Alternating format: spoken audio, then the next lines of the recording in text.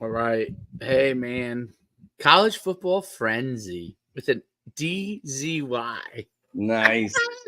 You created the name. Brilliant. Can I Brilliant. copyright that? Do I get all those little dollars at the end of the day? Yeah. Yeah, we'll Work talk on about that. that some other We'll time. work on that. We got to get college football frenzy to be Let's wildly do it. popular. That's the key, Yeah. which hopefully we can do. Amazing week in college football, and Mm. a lot of I think new things happening, and then obviously big surprise, and we'll talk about not a big surprise, but I don't think everybody expected Bama to beat Georgia because Georgia's obviously been so good, and Alabama's got a new coach. But obviously, Kalen DeBoer is a hell of a coach. He's the right guy to take the place for Nick Saban. And it seems like he's got a really great demeanor there. But a couple of things I thought were really interesting. First, let's talk our alma mater. They seem to have it rolling in the right direction, which is great. UConn's another 40-plus point game, and the quarterback got hurt again with second concussion. I think Evers. Eckers. Yeah, Evers, I think it Nick. is. Yeah. And Eckers. I don't know how to pronounce it. yeah, Evers. Yeah, Anyway, but Nick Evers. Yeah. He's a good ball. He's a good player. Wish I knew his name. yes. Well, he's a good player, but the guy who took his place threw for 200 plus yards and 3 touchdowns. Yeah, ball. Second time he balled out in kind of that role. I mean, it's unusual.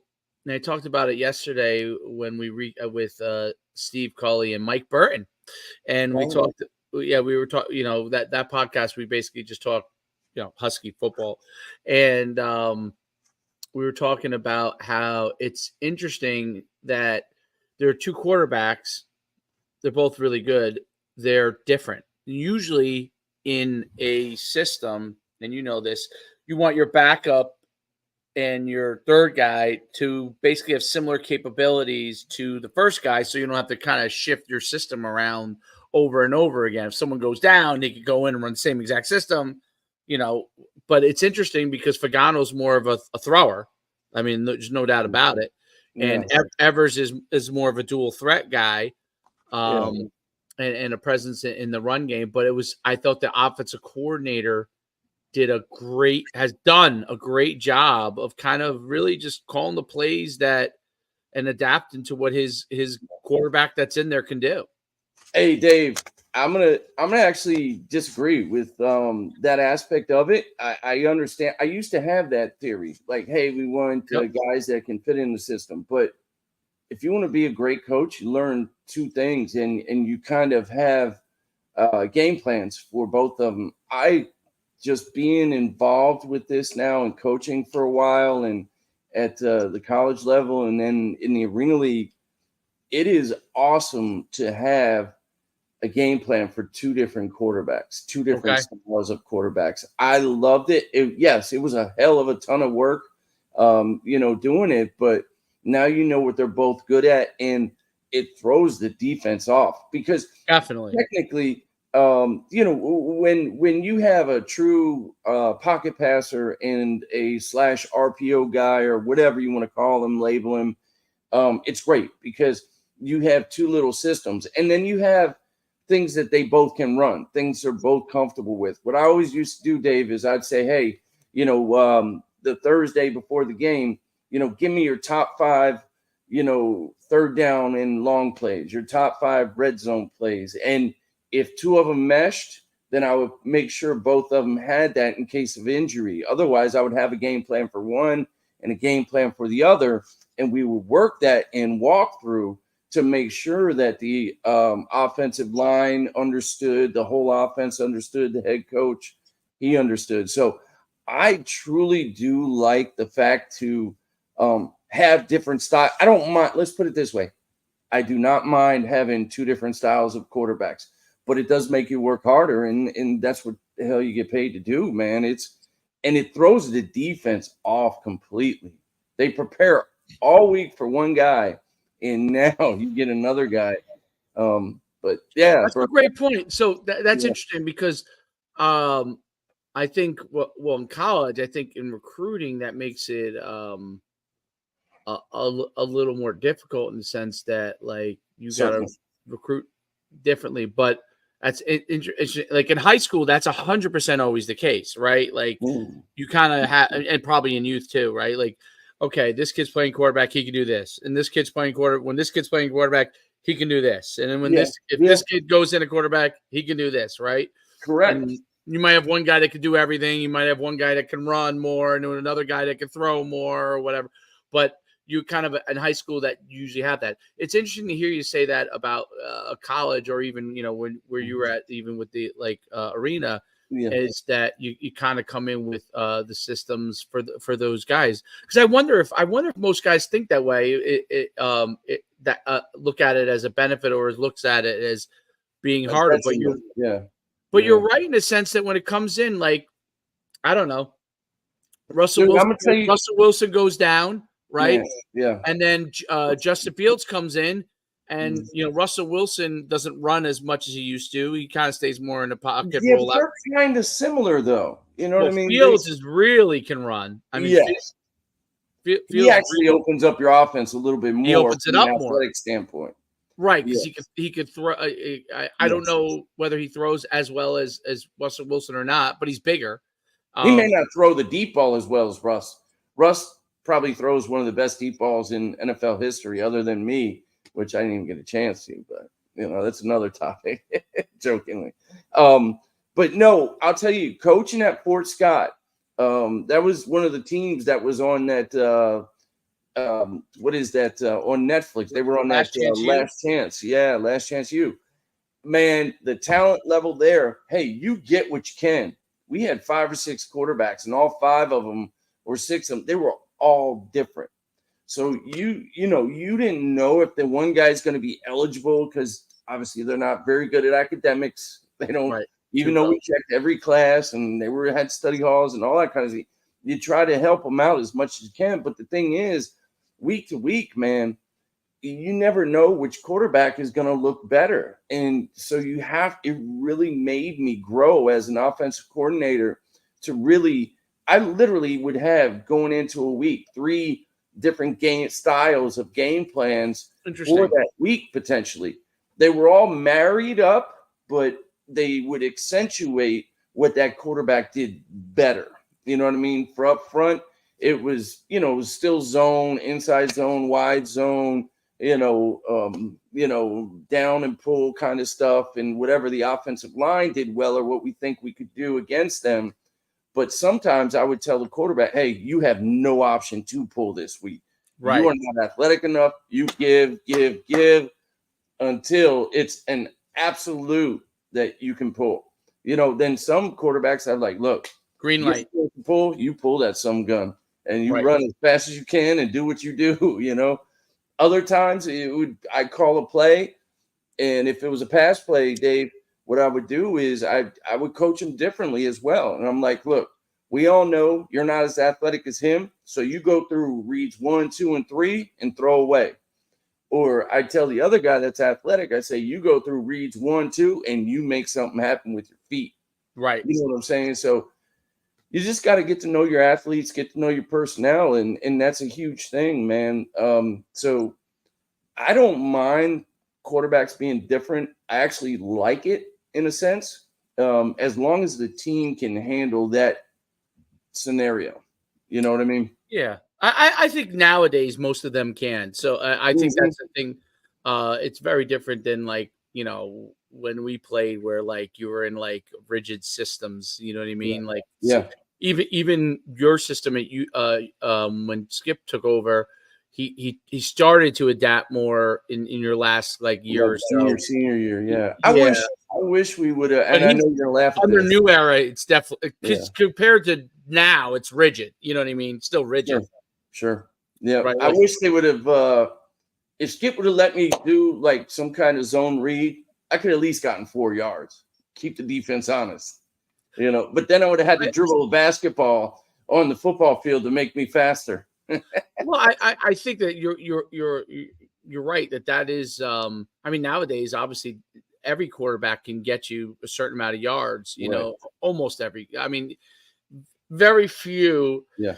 Even if they're a drop back guy, they can run if Absolutely. need be. So that I think that part has changed. It's not Yes. like, if Dan Marino tried to run, like, he wouldn't go anywhere, So Well, uh that's why Schuman speed came along, you know? well, I think a lot of that stuff changed. Obviously, the running quarterback changed, but it will also change the pocket quarterback in that the guy they want as a pocket quarterback still has to be able to get you yards and No get a doubt. first. I mean, Mahomes is a pocket quarterback, but he can get you a first down any if he gets Mhm. out there. Now he's not going to look to run unless he needs to. Yes. That's the thing that I think I think it's smart too in general, unless you are purely like, a running quarterback, like a guy who really is a run first guy, like maybe Lamar is. Sure. I think it's smart for the quarterbacks nowadays to use running unless it's a cold run as Mhm. a last option versus first option, because I used to be different. Like when I first started coaching, I was like, all I want is dual threats, like that's Yeah. all I wanted, Yeah. like they get.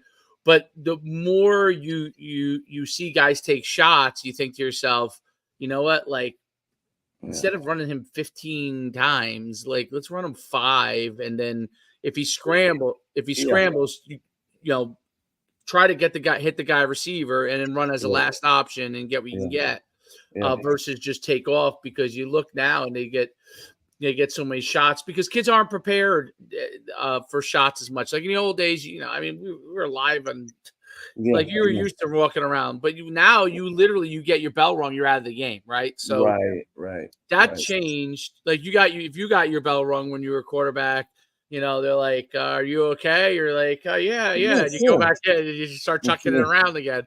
How many Let's fingers do I have of? yeah, One. Okay, you're good. you're good. You're back in. But unless you had something with your leg or your neck Right. or your something broken, Right. that was how you came out. But like Yeah. you got so that part has changed, because if you think about it, guy takes off and runs, even if he doesn't get like a quote unquote like traditional concussion, he takes a shot. He comes off on the sideline. The trainer is going to be like, now college maybe a little, I don't know, but in high school, no doubt, the trainer's not taking chances. Oh Trainer's yeah. going to look No. at they're going to look at you and they're going to say, coach, Yeah. he's out for this game, Yeah. right? So if you're giving him the green light and he's not, to run all the time, there's a chance that you're going to lose him for a handful of your games, possibly, Yeah. You're just him right. taking a shot, even if he's Yeah. great. Yes. He takes a shot, and so I think that part has kind of changed my mindset a little bit on like you That's want to run, understandable. Yeah. No, yeah. that's understandable without a doubt. Without a doubt. But I know we got a little off track there, but dude, Cam Edwards, baller from Baller. UConn, baller. That guy has power and speed. I'll tell you the other guy that broke out this game was Skylar Bell, I think his Oh, name is. he's awesome. Dude came in. What, he come in from Wisconsin and Yes, I think balling, bro. he was the one. I think I don't. I think he was the one that got Evers to come over. He was also Wisconsin. Okay, yes, that's right.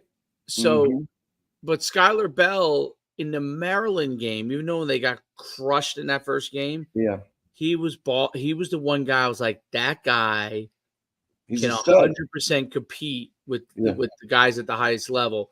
yeah, And I thought the same thing about Cam Edwards. Those are the two guys that I think probably compete as far as athletically and at the next. physically at a really, really, really, really high level. Yeah, certainly.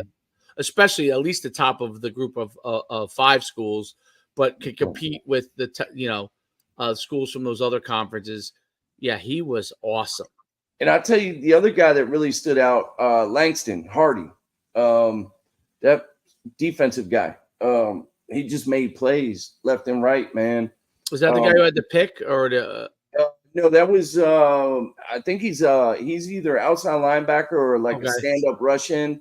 But man, he was causing havoc. He had a nice little sack there, and he's pretty good, man. he's physically, he's long. His arms are long. Yeah, he's a tough dude, man. He's impressive, man. He's one of those other guys that I think could compete at that, that next tier type of thing. So I think, UConn, we're on the right track, man. Getting some of those guys, and it's just a matter of being able to continuously get those guys. Our schedule's pretty favorable. So you Yeah. got Temple this week, and Mhm. even Wake Forest, I think, lost. So they're not as good as originally thought. Sure. I think we play Georgia State. I think, I mean, legitimately, you look at the schedule until we get to like Syracuse or whatever. Like we could be. I mean, Yeah. we could win probably every one of the games that are left, and that's the amazing thing. Like even like I don't think Syracuse. Yeah, we have Rice, UAB, Mass, and UMass, and Syracuse thrown in there with Wake Forest. So yeah, we got Temple, Wake Forest, Rice. They're all winnable. Georgia State, UAB, Syracuse is going to be tough, man. It's going to be tough. They have great quarterback up there is balling right now for Syracuse. Balling. That's the toughest part. But I think we could compete with them man for man, which I wouldn't have been able to say that after the Maryland game. I didn't think that, but we played Duke tough. Duke's still undefeated, and we only lost by a touchdown to them. I think Duke's 5-0. So I have to say, from last year to last year, I was like, man, like we're just not good. Like we're just not, even with Mora, we're not going to get there. But then and then after Maryland game, I was like, oh, we're never going to get there. And then, but I'll tell you this: one of the things I would say is like from week 1 to week 2, that's your biggest opportunity for improvement, because of course you know where you are. Okay, good, bad, and ugly. You know where you are, and then okay, I need to start working on this, and this in order to get us improved. And that week, we made that jump to improve dramatically from week 1 to week 2, which Merrimack was very well timed next game. And I think that we're in a situation where that improvement was great. God gave us confidence.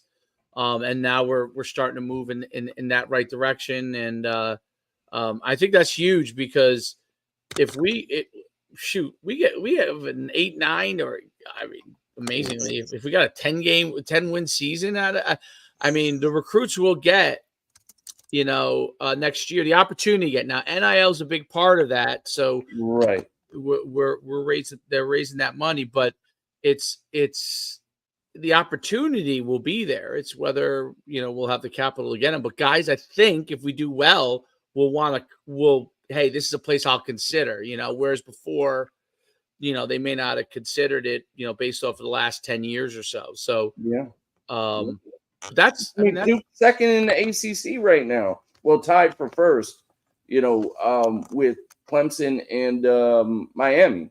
Yep. So that's not a bad loss. Like, it's a good loss. I know there's no doubt about it. But that's a loss that you're like, wow, okay, we're competing at that level. Yes. That's a conference we should be in. I think you said that too, like ACC. Yeah. That's what I think it'd be awesome.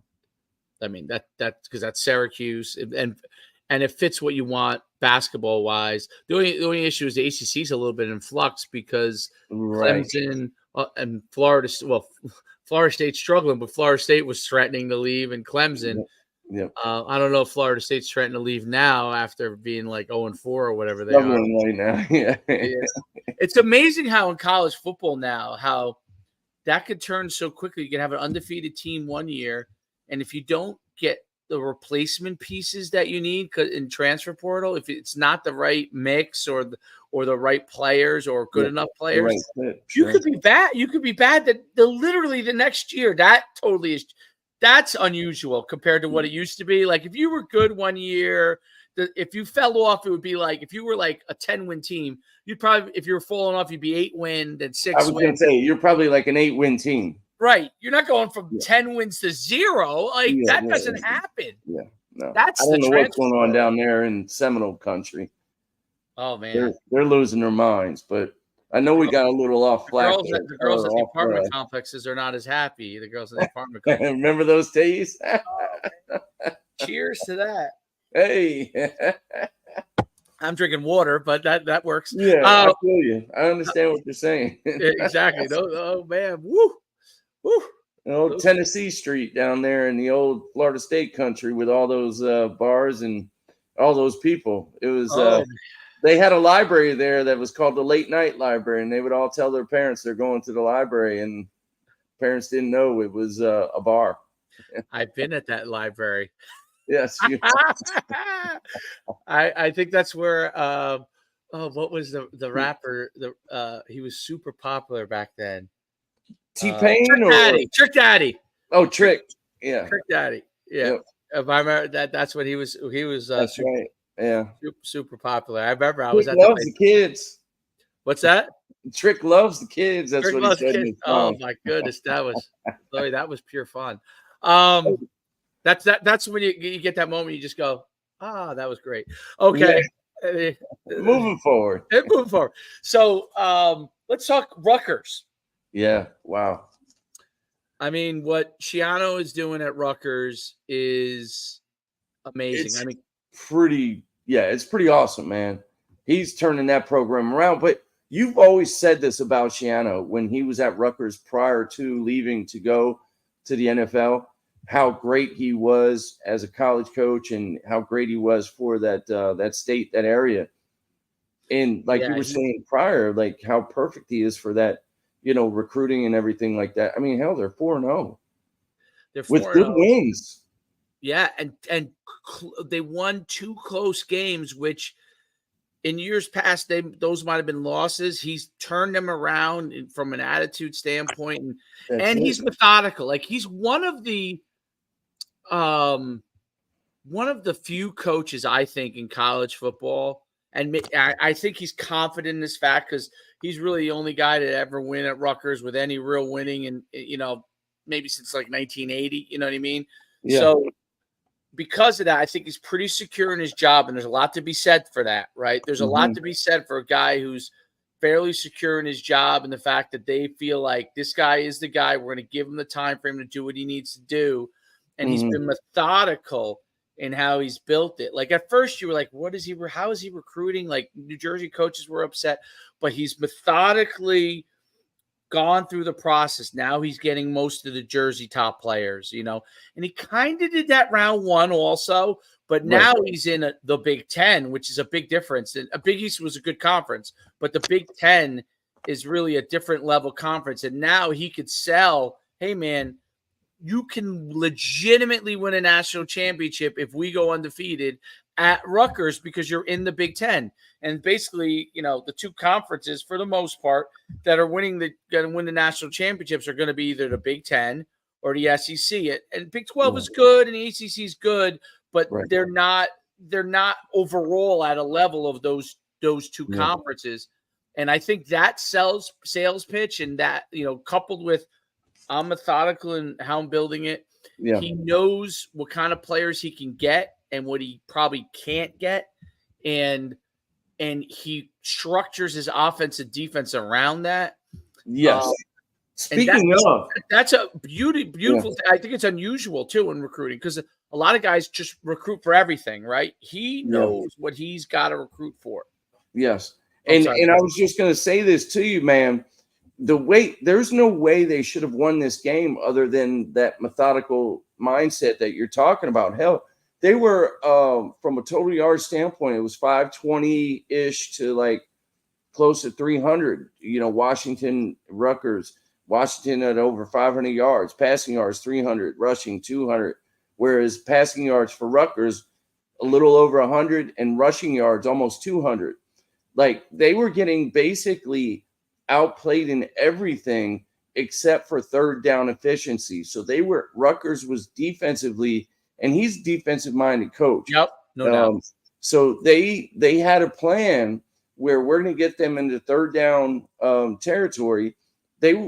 Washington was only 2 of 12, man. And the great thing is Rutgers took care of the football, not one turnover.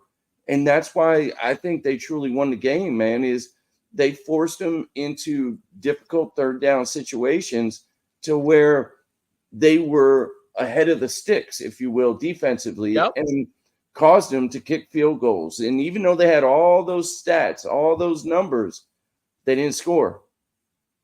There's no doubt about it. And it's funny because one of the things that, Holtz used to always say with the plan, the third down conversions, right? How important that is. So a team can put all the yards of offense they want. If they don't convert on third down, yes, you're really, really up Schitt's Creek. And Rutgers, one of the reasons why Rutgers also offensively can convert on third down, their running back is definitely one of the most unheralded guys in the country, Monungai. He's from I'm not sure what city in New Jersey he's from, but he played at Don Bosco Prep and he played in that and he is if you look him up and look what he's built like, he is yoked, and he's the exact back that he had a ton of success with when he was around round one, when he had Leonard and Ray Rice, right? Ray Rice, that's right. Yep. Those guys, Ray Rice was a load, and so Monungai is a load. He's got good speed. They evolve over time, but he's got good speed. He's big. He's powerful. He's a thick running back, and he gains a ton of yards after contact. And I think the way that Rutgers structures their recruiting and what he thinks he can get, he's always going to have one receiver that's going to be really, really good. Like he knows that this guy's a guy he can get the ball to when he needs to. It's always been that way. He's always had that one. So when he has a second guy, he's really going to be good. But he always has that guy he can get the ball to. And I think that they play good defense. They always play solid defense. And he has them understanding when it's important to get that stop. Like, that's a hard thing to coach, I think. Like, very true. Defensively, guys, they give up a first down. So you give up a couple first downs. Guys can get very, very frustrated on the defensive side of the ball. Disgruntled, frustrated, pissed off. And he gets them, when it gets to that third down, he gets them, hey, don't worry about how many yards they gain at first and second down. I don't care if it's 3rd and 2, 3rd and 5. Let's get off the field now. Let's get the stop here. He doesn't care if you drove most of the field. Now let's get the stop. Like, that was always a thing that I thought, like, really good guys defensively understood. Like, third down, like, okay, I don't care what happened on first. I don't care they drove the whole entire field. This is another opportunity. Let's try to get the stop here. And to be able to keep your defense on task like that, that's, to me, is, a guy's a great defensive guy when he can keep on, because that's hard, especially in today's game with the spread and teams can move right down the field. And then, you know what? Let's get the stop. It doesn't matter if the team's gained 50 yards. And I don't want to go backwards here, but I am going to. I love how I say that with the but. But that's where I think UConn has to get better offensively. Instead of kicking field goals, we have to start getting touchdowns. Because there's many times where we got inside the red zone. It could have been a 70-point game potentially for UConn this past weekend. But we ended up kicking for 3 instead of getting 7. You know what I'm saying? So, to your point, though, that's a you're great exactly point. right. Because most of our touchdowns were big plays. Most of them. I think we had a slant to Skylar Bell, which was inside the 10. But it was a nice little design too. They ran basically like a little rub with a corner over the top and a spot route, and then a little rub for the slant. But it was a great design play. I'm telling you, I got to do more research. But the OC right now for UConn, I think he's starting to understand what he has, and they're starting to find their identity. Where we said after week 1, what is the identity? But man, I don't mean to digress or go back. No. I think you're 100% right. I think you see, in the Northeast, football in the Northeast, outside of Penn State, because Penn State obviously is, they've always been a powerhouse. I kind of put them, if they're not a powerhouse, there's a problem, right? So, and you're from Pennsylvania, so that probably better than anybody, right? Certainly. But the Northeast schools, meaning like PA East, you know what I mean? New England all the way down to the tip of Jersey, right? Maybe even dipped into Delaware. those schools have, in order to succeed, have to have a certain type of identity that they've got to figure that out. But there are certain things you can get in the Northeast, and there are certain things you can't get, right? And Correct. not that you don't recruit nationally, because obviously UConn recruits nationally, Rutgers is recruiting nationally, Boston College is recruiting nationally, Syracuse is recruiting nationally. They obviously are recruiting, but you still have to get core tenements of people from the Northeast, right? And so you need to get your depth from there. And that's where you have to get certain things. You got to know what you need. And I think UConn is starting to get that, whether you get it in the transfer portal or you get it from high school, however you get it, you have to get those certain types of guys. You got to get it. Yep. And Rutgers, man, like, and Rutgers is understanding NIL too now, which is a big part of it. Rutgers doesn't talk a lot about it, but whereas where I think that a lot of places you really kind of have to talk about it more.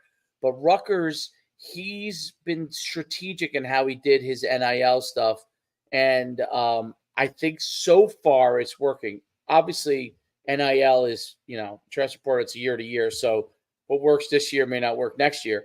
But so far, he's been really good about like taking care of the guys he needs to take care of and not make it doesn't become a big thing in the news. You know what I mean? Like this guy's getting this, and he's taking care of like a lot of the bigger guys, the linemen. He figured out a way to get those guys a certain amount of money every year. I can't remember the dollar amount, but they are all taken care of. That's beautiful. And the skill guys, he's got skill guys, which is always obviously your biggest trouble factor, right? Skill guys, QB receiver, run him. They want the world, right? You know. But at the same time, you can't win without those interior, man. You got to start in the center and move. Yeah. And that's what I think by taking care of those guys financially to a certain extent. Listen, linemen understand that they're not going to get paid what the QBs get paid, right? But they want something too, right? And if you take care of them, they all understand that, hey, we're all going to get taken care of. And if we continue to play well, we're making X amount of money. I can guarantee you that a lot of places probably don't have enough money to take care of all the linemen the way they need to. Because of the fact that they're given, like, you get this skill guy that requires X amount of dollars, right? So now Ohio State is different. They have $20 million to spend. So nuts. I'm sure the linemen are all getting $100K plus, and then the skill guys are getting $1 million, but I think that Rutgers has done that within their system really well and got those guys. And they've gotten some higher level guys. The recruit is doing great. It's very, very interesting to watch Rutgers because as a person, obviously we're both UConn alumni.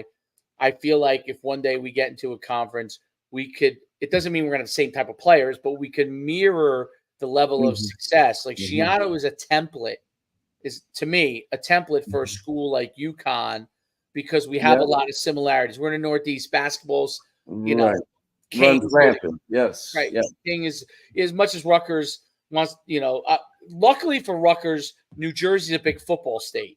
So because New Jersey is a big football state, football is important if they're doing well. But it's, people always love basketball season, right? Even in New Jersey, right? Because that's just how it is. You're near New York City. So, but I think that he's done a really good job with that template. And I think that UConn eventually will be able to mirror some aspects of it. Syracuse has done a similar thing as well. Like, I mean, their head coach Fran Brown is I don't know if he's from Jersey or Philly, but he knows everybody in that Camden Philly corridor, that whole South Jersey corridor, which has a ton of recruits, right? Yeah. So he really has a control over a lot of the not control, but is able to get a lot of players out there because he knows a lot of the guys just from being contacts. Absolutely, that's what it's about. It's all about contacts, man. His contacts, and in the 7-on-7 circuit, because I know all these guys because there's a handful of really big clubs in the Philly and then West Jersey, South Jersey area. I know all those guys, and and Fran Brown knows those guys very well. So I don't know if they coach together or they grew up together, but they all know each other, right? So, those things are really important. So he's able to build his template with what Syracuse can get, right? Because Syracuse is also known as a basket, although last year they were rough in basketball. Oh, huge basketball, no Huge doubt. Jimmy Boeheim. I mean, you know, Yeah. you can't, so I mean, the so I guy's been there. He was there for what, 30 years or whatever, 40 years.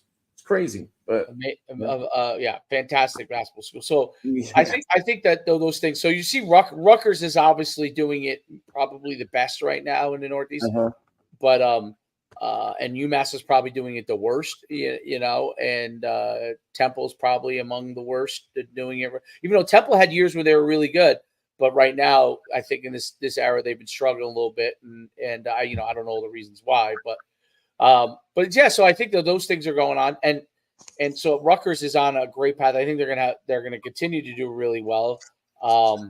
Obviously, the Big Ten is difficult, so there's going to be games that they're going to have that are going to be battles, but they're gonna they're playing Nebraska, then they're playing Wisconsin. I mean, none of these games are going to be easy, right? So, Sure. But I think that's one of the things that he started to get that identity. And you know what? You're going to have to be able to run the ball. They got. Let me see.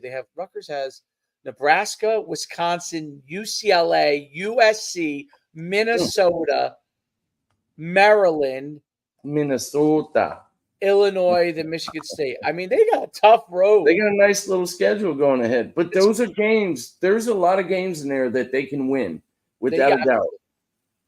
There's a lot of games. That Minnesota, they should beat them. They should beat a few of those teams that you mentioned. The ones are going to be the UCLA, the USC. That's where they go from being like a mid-tier to really, even if they win one out of two of those games. They'll be a top 25 team, I think, if they without a doubt win one of those two. If they upset in Nebraska or Wisconsin, I mean, I think they can. I agree. I think they're good. I mean, it's amazing to say it, but after the Washington win, I say they're definitely good enough. So yes, they have the talent, they have the structure. Chiano's meticulous. Like, he's just a meticulous person, and I think that's what Rutgers needs. So, but anyway, on to Colorado, which was another one that I was impressed, because I've been a skeptic kind of for the most part of Deion.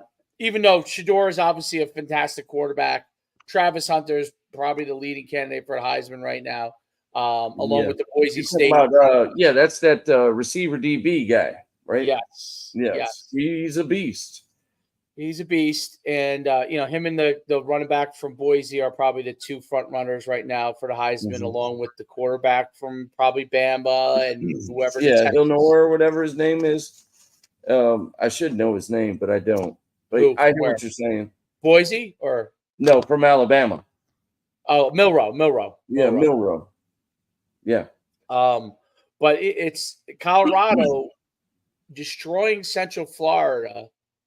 I thought two things out of that. I thought, number one, Colorado is obviously better than I thought as a whole. I don't think their O-line and D-line is great, but their skill level is tremendous. It really it's amazing that I was going to say their skill level, like, obviously that's what Deion was. You know what I mean? He's a skilled guy, both offense and defense. He knows how to pick talent.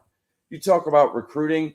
This guy knows how to recruit talent as far as from an athleticism standpoint. He knows how to get those guys. And I think he's learning how important it is to have that interior, like we were just talking about, with Rutgers and UConn as well. But you can't win without those guys. I don't care how good your quarterback or how good. Yeah, they're going to make plays. But when it comes down to those big-time games, you have to be able to control the interior. The interior is the key, because you're not getting inside the 10. So, yeah, I mean, the space condenses. Yes, you could throw passes, but you're going to have to get a little fancy in order to get guys open. Yeah. Unless you're just running slants. Screens, coming up with Kansas City type, plays and different things. You got to get fancy, because the space is less, and if you can run it, get to the 10, you could run it right in. I mean, that's the easiest way to do it, in my opinion. Like if you get inside the 10-yard line, you just pound it right in. That's And here's the great thing, though. They have so many skilled players at Colorado. You can help your offensive line right now right. using That's what I also learned, like coaching at Fort Scott. At the junior college level, we had skilled players. We didn't have a very good offensive line. So what I would do is, if we could understand it, is use different fast motions or quick shifts and then snap the ball. And that way the defense is a little off guard. And now you could even run downhill, or you can do a zone read, or you can do a little reverse or some kind of, but you can't constantly win that way in those big games. You need to be able to ground and pound at times and go downhill north and south, man. If you cannot go down north and south, you're not going to win, especially against teams like Alabama, Georgia, where those guys are beasts up front. Those guys could literally be linebackers, playing D linemen, basically, is what they are, at some of those positions on defense. And did you watch that game, the Georgia-Alabama game? I did. I saw most of it. But yes, that was a hell of a game. You talk about big plays and great excitement. Man, was that an awesome game. I think what's so amazing at the highest level of college football is that the skill level is almost like basically looks like pros. They like you could throw the ball down the field and guys can adjust, make plays, and then make guys miss after they make a tough catch. Like that, I would say 10 years ago, you throw the ball downfield, and the guy has to adjust to the ball and make a catch. Usually he gets tackled. What that guy, Ryan Williams did when Ryan Williams, he caught it, made a move, got by him, and then broke a tackle. And the Georgia guy did it to play before. The Georgia guy did the same thing. Yeah. One play before. Goes up, Dude, gets it. Ryan Williams is turning 18 here this week, I think. That's incredible. How is that possible for him to have that much dexterity and hand-eye coordination to do all that stuff without falling down, and then just make it even better, and handle that stuff? Man, there's a lot to be said about the University of Alabama and the University of Georgia with how they prepare these guys, these 18-year-old, 19-year-olds, and they look like pro athletes already. They 100% do. It's almost a matter of them just staying healthy, right? Because that's probably your biggest enemy, at the highest level, because obviously everybody can hit and everybody's physical and everybody's huge, everybody's fast. So it's staying healthy, but like their skill level, it's almost like I watch Ryan Williams, and after just like that game alone, I know they can't come out at 18 years old. Honestly, he could play in the pros right now, that kid. He could go into an NFL team and he would contribute immediately next year as a 19-year-old, 100% would contribute. Yeah. That's how freakishly athletic he is. That part is unbelievable at how skilled. I think part of it, you may tell me what you think. Part of it is now everybody has the ability to get with somebody to develop their skills from the time they're young. It's not just, it used to be, just the wealthy kids could do that, right? Everybody has that ability now, because guys will train guys, people just want to work with people, right? And there's trainers everywhere. I mean, obviously some are better than other, but it becomes the theory almost that if you're doing something with somebody and other people are doing nothing, you're just going to get better by the fact that you're doing stuff over and over again. You're repping it. Yeah, the repetitions. Yep. The repetitions, even if the guy is not the most knowledgeable or correct in the mechanics of things, the repetitions. I've noticed that and I think you met the guy I used to coach years ago. This guy DJ.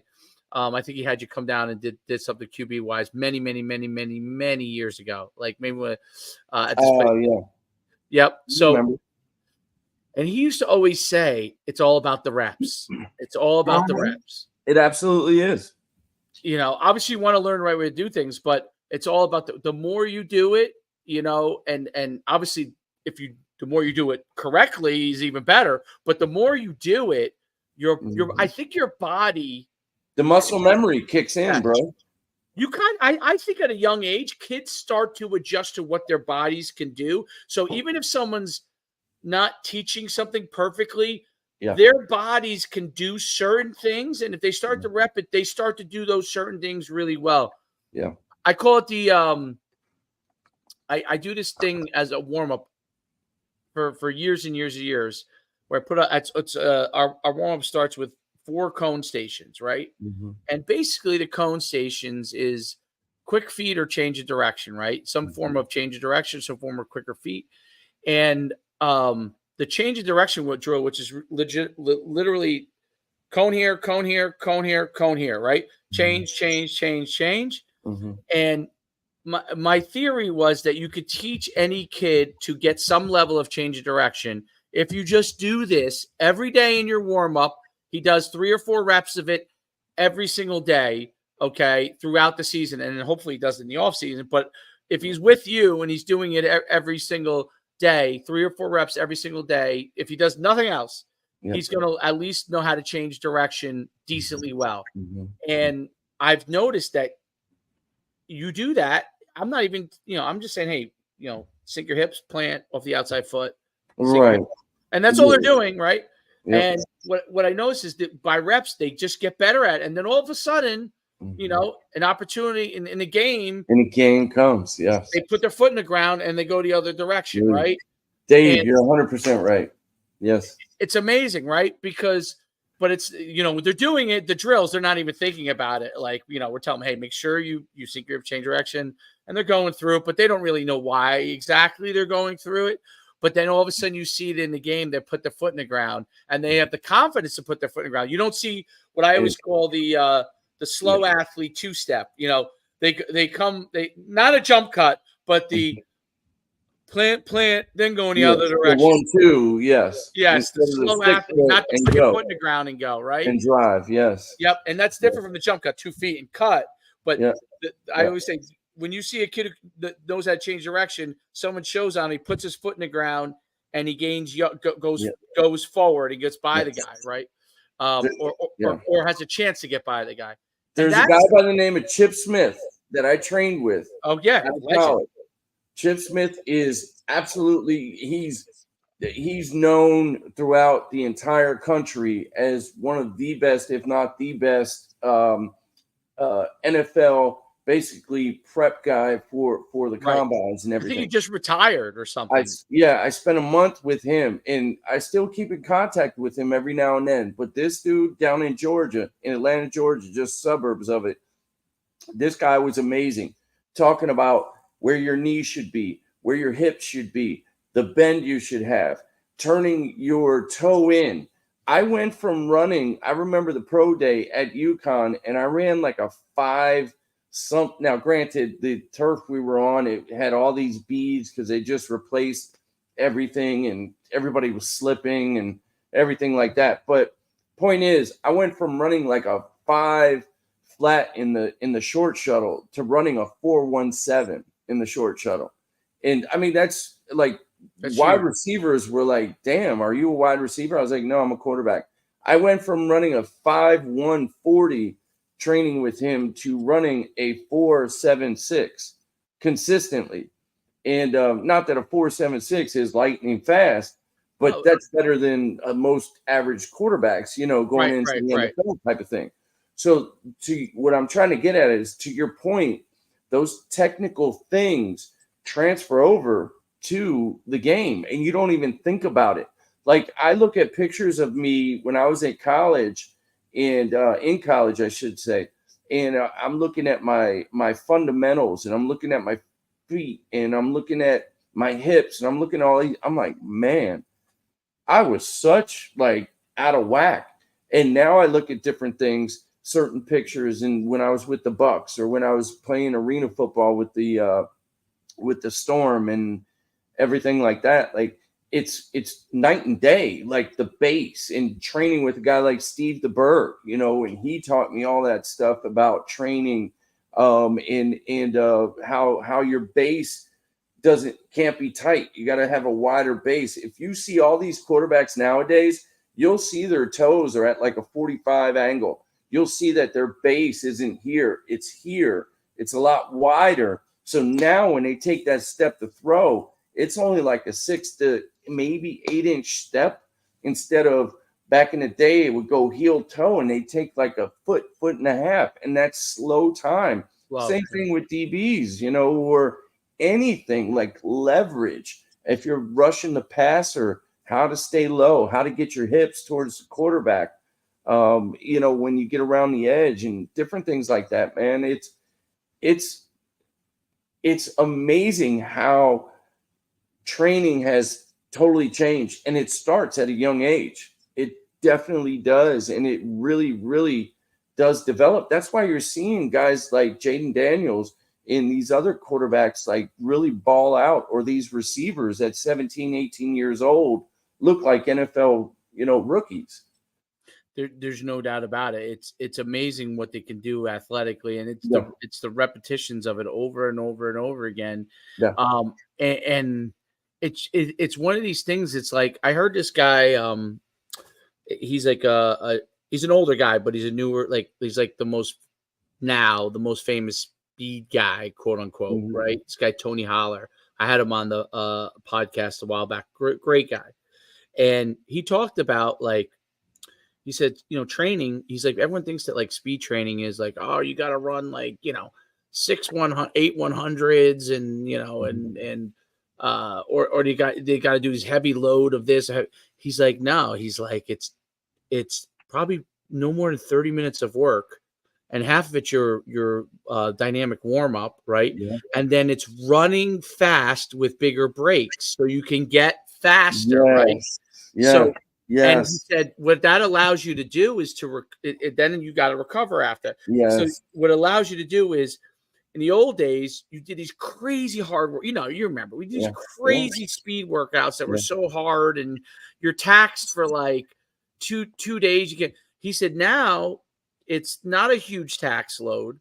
It's a handful of reps. It's very fast, and you could come back sometimes the next day and do because you're not running 100, you're running 30 yards all out. Or maybe you need one day. And so you could do speed training where the old thing used to be, maybe you could do it twice a week because of the tax load on it. And then the other days are filled with all this other nonsense. Yeah. Now you could do it.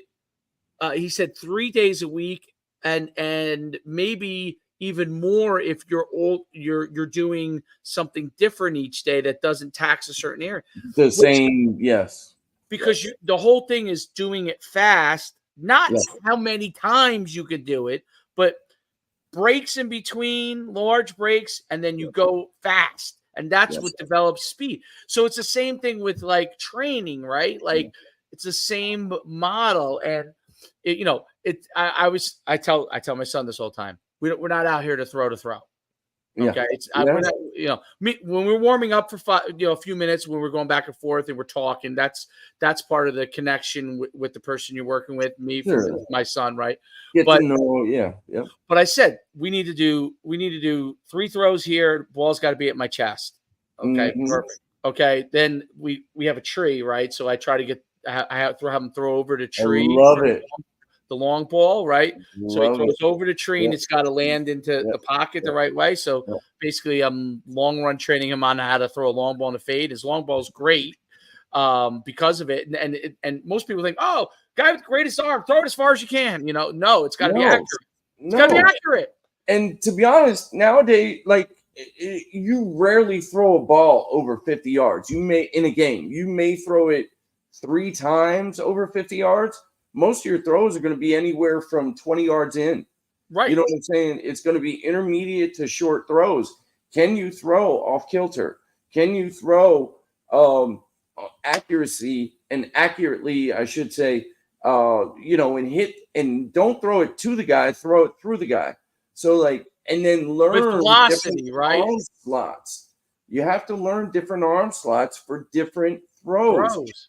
25 yards, your arm slot may be here. 20 to, a shorter throw, your arm slot may be way up here to get it over a D lineman, or it may have to come down here. And The he big thing, enjoys it. I noticed that yeah, he that's enjoys it more. awesome. Like if and I had to learn this with him, how his mindset is. If I Yes, were to say, "Oh, we're going to throw," and we're out there for an hour, dude, he just won't. He'd just be like, "This is boring," because yeah. he's an athlete, like he wants to keep moving. He wants So to be challenged. right, he's like, "Okay, I want to throw. I need 3 good throws. It has to be at my head. I need 3 good throws. It has to be at my chest. You're rolling out 2 times to the right. You're rolling out 2 times to the left. It has to be here. But if you nail those 2, that's it. Like I'm not going to make you throw 15 of those. You nailed the 2, we're done. If you don't nail the 2 and you're 2 out of 4 on it, okay, it took you 4 times to do it. But the goal is that you could come out, throw those 2 times exactly right. We move to the next thing. Throw those and I don't like I when it's a really good ball, I'm like, great ball. That's a great ball. See, how like I like that's a good ball. It came to the right place. Okay ball, okay ball, but it came to the right place. Most important, I always say to him, is most important is you're getting it there with the right level of speed to the right spot. Everything else, I think, like okay, The the ball came out of tempo's your good, and we yeah. could say, yeah, the ball came out of your hand. I saw Brady say this one time. No, maybe I don't know if it was Brady or Manning, but they maybe it was both of them. They said, there's a lot of times if you see my ball, it does not look like this perfect Oh, spiral. that's definitely Manning, because Manning never threw a good spiral, Okay, there it is. So that was but Manning, he's accurate as heck. but he was accurate as hell. He's like that ball's getting there and it was catchable ball, right? Yep, yep. And that's the other thing the right velocity, and you can correct me if I'm wrong. The right velocity, the right spot, that's Yes. catchable, right? So some people think like you want to throw it super hard. Like I always tell them, like, don't baby the ball, just throw it to me, and then Exactly. we could Don't always throw I it could to always me, throw dial it it back. through me. Yeah. Yeah, I could always dial it back like for this throw, but Uh-huh. don't try to place it and then it doesn't go. Then all of a sudden you're throwing like I call them jump shots. You're throwing a jump shot out there. Like that's but it's interesting because that's how the reps were. And you know what I noticed? If you're only doing those small amount of reps and you're focused on that, you could actually throw almost every day without ever him feeling like the Destroying fact your arm. without losing your arm. He's always focused. Like he doesn't really, because we watch Aaron Rodgers, and he he's a Jets fan, and he doesn't overstep or anything. Like I always say, like it has to come from the hips. Like get the foot down, and it's got to come from the hips. And if you rotate your hips, the balls, quickly, you're going to be in a good position because you're not always going to be in a position where you can literally, Right. step Yeah, into it the that's way you very want to. rare. Yeah. You're going to have to get rid of it. If you rotate your hips, you're probably going to get most of your power into it, Yeah. and you'll probably be in good shape. And yeah, if you have time, and you could get everything into great, but most time that's not going to be the case. And I noticed so by not overthrowing, and what I notice a lot of when kids go to QB coaches, Yeah. Yeah. okay, the QB coach has you for an hour, right? They're paying for an hour. If I, as a QB coach, said to somebody, we're only going to need really like 25 minutes, like to get everything done, the parent will not view it as a valued session. Worthwhile. Yes. But if you said, like, let's say Shane Stafford said to him, listen, our sessions are going to be 20, 25 minutes, but you know what? You'll be able to go 3 times a week. Okay. 4 times a week. Right. And you'll be able to get a lot better than you throwing, this day for an hour. And then all of a sudden you're sore for 2 days. And then you come back at the end of the week. Right. I actually think that quarterback coaches would make more money financially because they could get those groups, those little smaller groups together instead of these big, huge groups where we're all for an hour and you end up throwing only a few times anyway. And it's like, right. And you could get them more times a week. And actually you could get maybe more dollars for the time slot than you are like for if you're working 30 minutes with them. Let's say you got $100 an hour. You could say, okay, well, I'm going to work 4 30-minute slots with him, and it's going to be $60 for those $30 slots. Now I'm getting 120, and if you go back to back to back, you get more sessions in and maybe more individual done. But that's what I noticed from working with my son, like that. He progressed better than when I first started. It's like, all right, we're going to work for an hour. And like I'm telling you, 30 minutes in, he's like, Dave, can we go play something else? Not yeah, football? bro, I have plans for every kid at every level if they're good enough. At how old's your son again? What is he? 9. 9. So for that level, there are certain things I would do, and I would make it challenging, make it fun, at the same time, because it's hard to keep a 9-year-old to 11-year-old, maybe 12, their interest with this Right. stuff. Plus they get tired and they had a long day or whatever. They want to go play with their friends. And, Correct. So what you do is there's so many things that I used to do. That's why I truly like only small groups, like 4 to 5 kids. And so that's why, like, one day out of the week, I truly solely focus on footwork and making them athletic. Even though I do that all 3 days, because that's where the game's going, I always make sure, however we warm up, we're doing ladder drill, we're doing overspeed work, we're doing resistance work, we're doing all that stuff. But it all depends on what I want to get done that week and who I'm working with and what we did prior to. So we'll work on short throws and we'll rep the hell out. So sometimes I even want to get conditioning out of it. So we'll just maybe do like 30 throws, 10 yards and shorter. Like we'll start with like I'll have at least 10 footballs, right? And they'll have to we'll start with hitches, and they got to do all boom, run up to the line, 1, 2, 3, or if they're in shotgun, 1, catch it. But I still make them run up to the line of scrimmage to get some conditioning, and then they snap it to themselves and take 1 step and throw the hitch.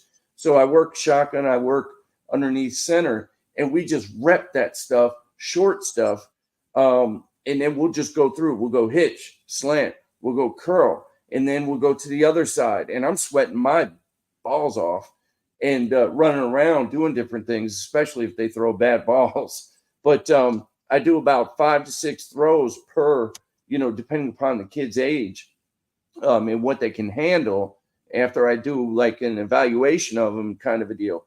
And then once I learn what they can do, we'll go ahead and as they, like you were saying, hey, it's got to be within the framework of the body, kind of a deal. And so that would be a conditioning day.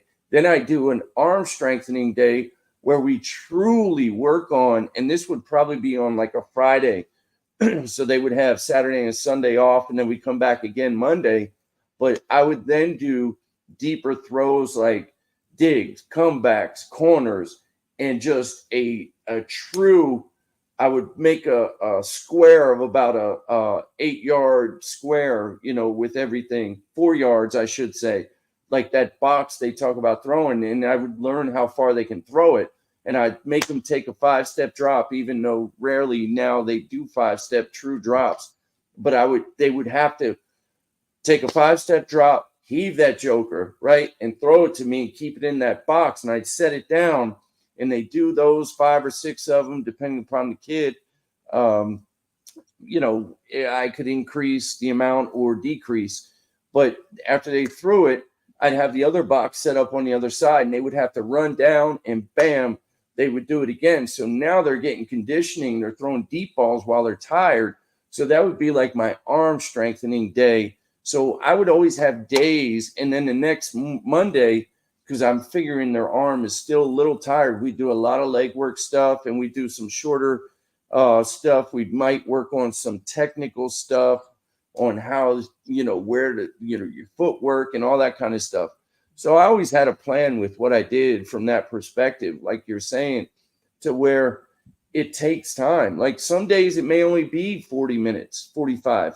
Some days it may be an hour and a half. You know what I mean? Depending upon the rest that kid may need, I would always teeter it towards that person. But whatever. I just wish I would have promoted it a little bit more from that standpoint. But these kids that I've worked with, man, they got the most out of their ability, to be honest. Yeah, well, that's the whole key is to figure out what gets them the most Mm-hmm. out of them, and it's I mean, obviously there's certain level of footwork and technique with everything, but there's also a certain amount of aspect of like it's like one of the things I learned from you was getting the ball out of your hands as a quarterback. Mhm. Like like that can be repped. Like that's something that I noticed because The left side is huge, man. If you want to get it out your hand, the higher this goes up, the longer it's going to take. Watch right. Jeffrey Goff. He's got an elongated release, but he can throw that thing a million miles an hour. But he's got to tighten it in the red zone. He struggles in the red zone because he doesn't know how to. Once this goes up here, man, that defense reacts. He's got to learn in the red zone to kind of shorten up, keep that left elbow tight. And I even have Shorter lever. do Well, that. DeMarino, the shortest, it used to have. Yep. Even though he was 6'3", he had a Elway, Marino. short lever on everything, and it was like it came out like Mhm. a rocket. Yeah. You know, it looks like when you see Aaron Rodgers throw, you know, obviously he's starting to get older, but what you notice is his throwing action. I mean, there is Mhm. nobody with it looks like he's throwing a dart, dude, and it Dude, just it's flies. it's chin to shoulder. If you keep this chin down, your chin to your left shoulder down, it's not going to allow you to come up here because that chin is going to keep the shoulder disciplined. And if you ever watch Aaron Rodgers warm up, he's like this. It's crazy, but It's they're the unbelievable, reason and for it it. looks like he's Yeah. throwing a dart. You know what I Yep. mean? Like He it, just whoop. Yep. whoop, and it's moving, and that ball is moving. And it spins, bro. His ball spins. His Yes, it ball. does. It cuts It, through air. it might be the prettiest. It might be the prettiest ball there is. I mean, Yeah. the way it spins. You know, like it's just it's amazing because obviously he's on the Jets now, so he's on TV more here. But like when he was on the Yeah. Packers, like I didn't really watch, you know, other Yeah. than highlights. I didn't really watch or the playoffs. I didn't really watch him that much because he's green bet. You know what I mean? And Well, I got a question for you though. What are your thoughts on Shador? Speaking of quarterbacks, and we were talking about Colorado. yeah, What are your thoughts on Shador Sanders?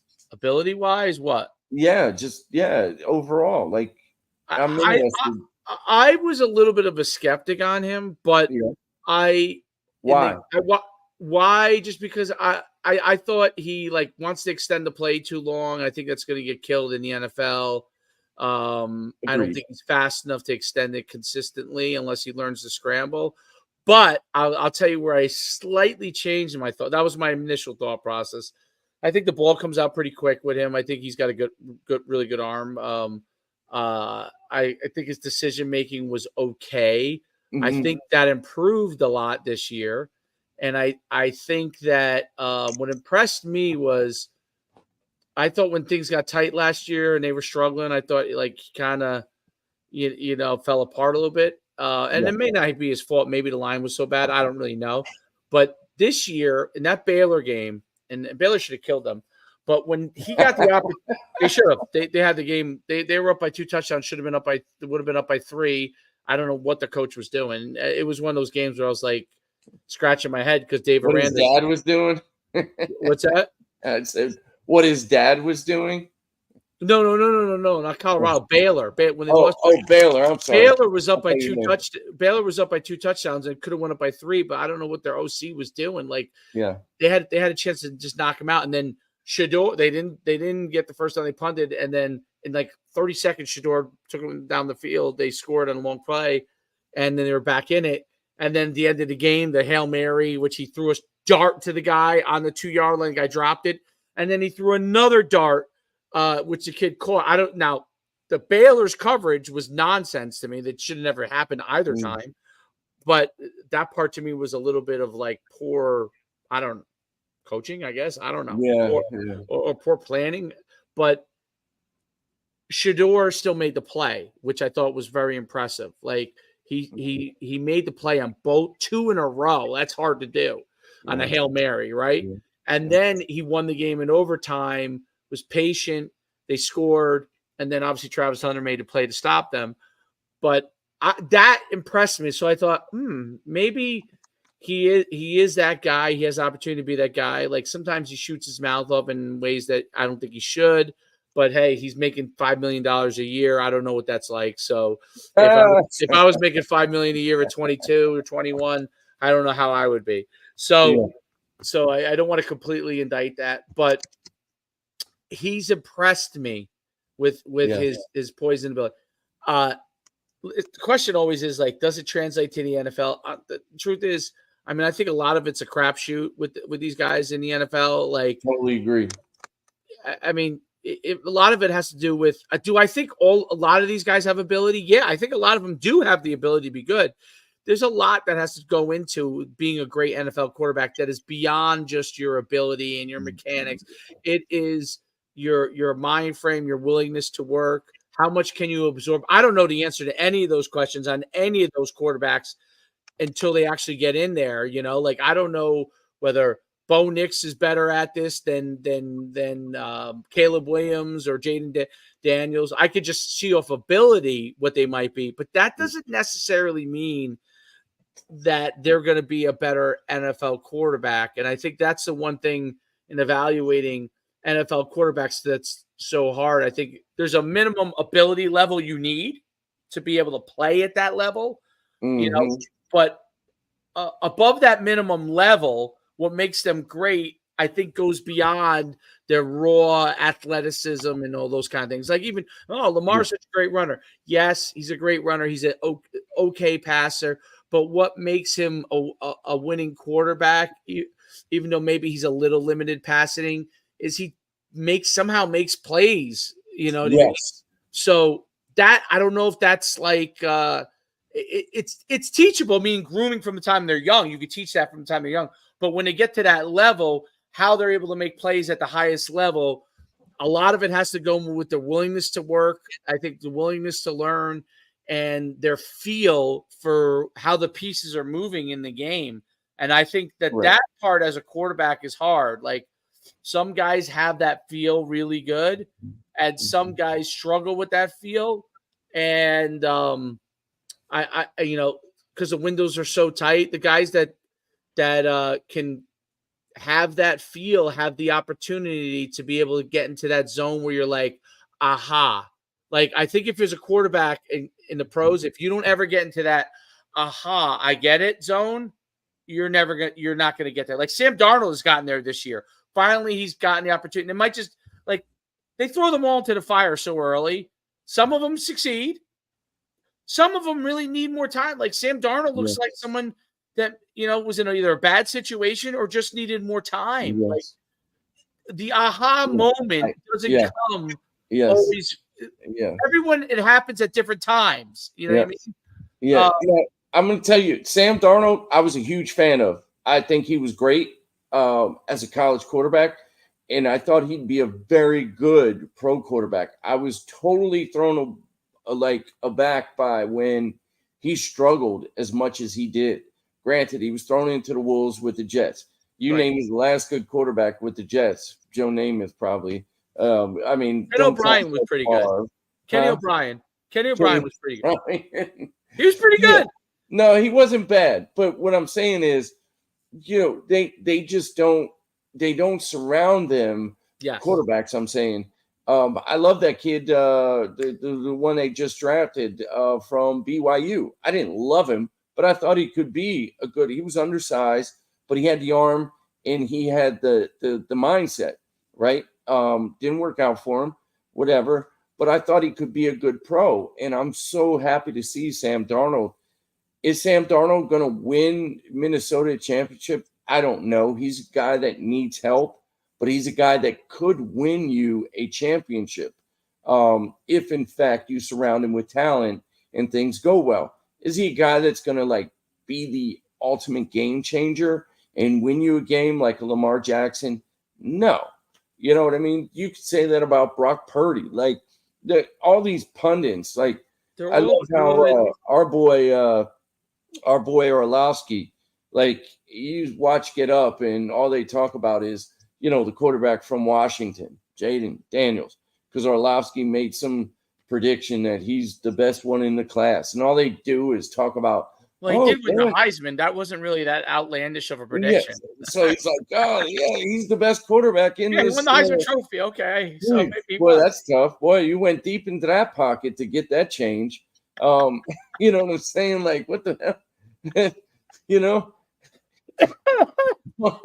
Way to do your research. No, but my point is this, though. Like, I want to see somebody get a guy like Brock Purdy and say, oh, this guy's going to be somebody. You know what I mean? Like, all these things, and you're exactly right with what you're saying is from a quarterback standpoint. Same thing with like from a O-line, D-line standpoint, and any position on the field. Well, Does there's it some translate? positions that I like. I think wide receiver or running back, like, and probably defensive back. I think if they come in and they were super high drafted. Now, injuries are different. Like, I can't predict what happens injury wise. And receivers have to fit a system. Maybe running back to me is usually good right away. A DB, a corner, for example, is if he's good, he's probably pretty good right away because the tread on the tires starts to come on. If they're not good right away, they're going to start to get beat up. Most of them, right? I mean, not everybody's like Frank Gore. Very few guys are like that. So, where they can continue to handle the beating. Same thing, I think, for the most part, wide receivers. I think wide receivers that don't succeed, usually it's because they get in their own way, meaning they're not getting the ball enough. They're frustrated. They stop working. They get pissed off. They're prima donnas. They're always they think there's something that they're not. They're always high strung. They always think that someone's out to get them if they're not getting them the ball. It's like the quarter. Why don't you stand in the pocket when 9,000 guys are coming at you? I'm sorry I didn't get you the ball on this play when you were wide open. I'm sorry I missed it. But there are 5 defensive linemen trying to kill me. Okay, so sometimes I'm not going to see you. But anyway, but I think wide receivers don't. I think for the most part, wide receivers don't understand it. And you could tell them all you want, and it's the rare guy, like maybe the greatest receivers of all time or the top tier receivers that probably do have compassion for it. But like Fitzgerald from Arizona, Fitzgerald, or even even Randy Moss, who was a big prima donna. Brady taught him that, listen, just come over to me, let me know you're open on that play. You don't have to go. Yeah. Look at me. Okay, I'm getting up from just getting killed. I see your hands are up and you're open. Thank you for telling me. I'm sure coach will tell me in my ear Randy Moss was open. So, but I think that's but I think those guys potentially could be really good right away. I think most of those kind of positions, O-line takes time. I agree. I think interior D-line may take time. Some are good right away, some aren't. Outside guys probably are good right away, DNs or whatever, because they have tread on their tires, they start to slow down. But quarterback is a really, like, everyone, because they get drafted the highest, is really probably among the most unpredictable, even though you have to draft. Oh, definitely, because you have this kid could be a great kid, do all the right things that throughout college, be the best player in the country. And all of a sudden you hand him $10 million and he goes home at night and he's like, do I really want to look at my playbook right now? Or do I want to have this blonde girl come over and give me some kisses? Like, you don't know, and that's just one thing. I mean, I think that most of them are it doesn't take a lot to take you off course as a quarterback, whereas a receiver can do all those crazy things and still be good. A quarterback cannot do all those crazy things. And I saw the mindset that I always think, like, a quarterback elite versus good. Baker Mayfield, you saw the controversy, right? Where Baker Mayfield basically said, and he wasn't taking a shot at Brady, but he basically said that, when I came in, everybody was uptight and they're a lot more relaxed. And Brady came back and said, I expect, I'm trying to win championships. My expectation, And that to me is like, listen, Baker is a good quarterback. And what he's probably saying is probably true. Oh, it's 100% true. A friendlier guy. He's probably an easier guy to get along with. But Brady is the guy, if you want to win. Now, if you just want to be a pro and take your $10 million, You don't want Brady as your quarterback. Yeah. Because he's going to be like, what the hell are you doing? Yeah. Like, Dude, why are you not in your book? Like, he's going to get in your business. And details. That was one of the biggest things that would always cause conflict with me is I was such a stickler with details because I wasn't the best athlete. I didn't have the strongest arm, but when details were done, we had success. And I needed those details in order to be successful. Now, I could make plays when I needed to and help people, from that standpoint. But at the end of the day, to make an operation move smoothly and be successful more times than not, dude, I love Brady for that. Like, there was a reason, why he's always been successful. He demanded more from himself and his teammates than any coach would. And that guy was so successful for that reason. Michael Jordan was like that. So I was going to say, exactly. When you watch when I watched The Last Dance, people are like, oh, did you enjoy it? I said, when I watched The Last Dance, Michael Jordan has me on edge when he's talking. Like, I'm not. I feel you're not even there. I feel Jordan's competitiveness through the freaking TV screen. You're like what? He holds grudges. You almost want to get up and start working out after you hear him talk. You're like, he's still mad at Isaiah Thomas. I mean, listen, most normal, you have to be not normal to be able to be that great. I think, very true.